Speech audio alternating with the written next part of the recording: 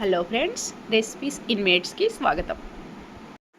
ఈరోజు మనం క్యాబేజ్ కరివేపాకు పకోడా చేసుకుందామండి. దానికి కావలసిన పదార్థాలు. హాయ్ ఫ్రెండ్స్, కరివేపాకు క్యాబేజీ పకోడా చేసుకుందామండి. మనము దాంట్లోకి ఏమేమి కావాలంటే ఆనియన్, పచ్చిమిర్చి, కొత్తిమీర, శనగపిండి, కార్న్ఫ్లోర్, నువ్వులు, కారం, రాక్ సాల్ట్, కొన్ని పచ్చిమిర్చి, కొంచెం మ్యాగీ మసాలా, కొంచెం అల్లం వెల్లుల్లి పేస్ట్. తయారు చేసే విధానం: ముందుగా క్యాబేజీ, కరివేపాకు, ఆనియన్,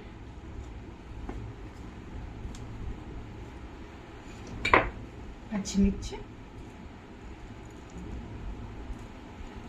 కొత్తిమీర, అల్లం వెల్లుల్లి పేస్ట్, కొంచెం సాల్ట్, కారం, ఎందుకంటే పచ్చిమిర్చి ఎక్కువ వేసుకున్నాం కదండి. కొంచెం సాల్ట్, కొంచెం కార్న్ఫ్లోర్, కొంచెం శనగపిండి 2 స్పూన్స్, కొన్ని నువ్వులు వేసి బాగా కలుపుకోవాలండి. కొంచెం సాల్ట్ ఉంది కాబట్టి మనకు వాటర్ అవసరం ఉండదు. కొంచెం శనగపిండి కూడా వేసాం కదా, దానివల్ల క్రిస్పీనెస్గా బాగా వస్తుంది. శనగపిండి కార్న్ఫ్లోర్ తోటే మొత్తం బాగా కలియబెట్టుకోవాలి. కొంచెం మ్యాగీ మసాలా వేసుకోవాలి, టేస్ట్ బాగుంటుందండి.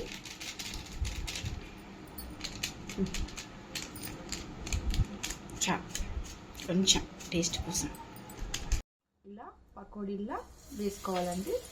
అయితే నేనేంటంటే 250 గ్రామ్స్ అంటే 1/2 కేజీకి 3 స్పూన్ల కార్న్ఫ్లోర్, 3 స్పూన్ల శనగపిండి, 1 స్పూన్ కారం, 1 స్పూన్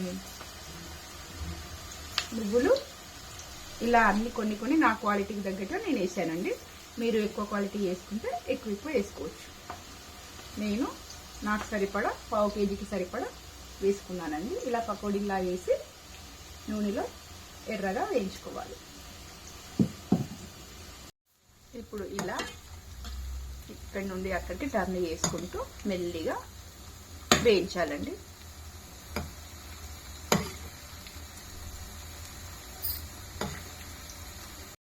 ఇప్పుడు గోల్డెన్ బ్రౌన్ కలర్ రాగానే ఇలా తీసుకోవాలండి.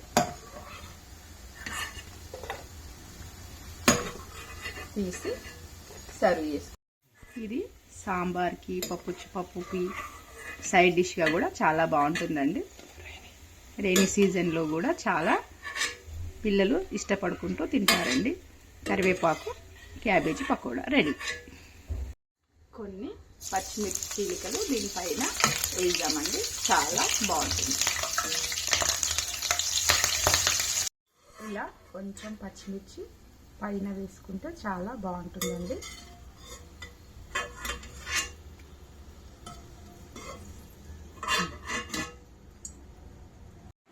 కరివేపాకు క్యాబేజీ పకోడా రెడీ అయిందండి.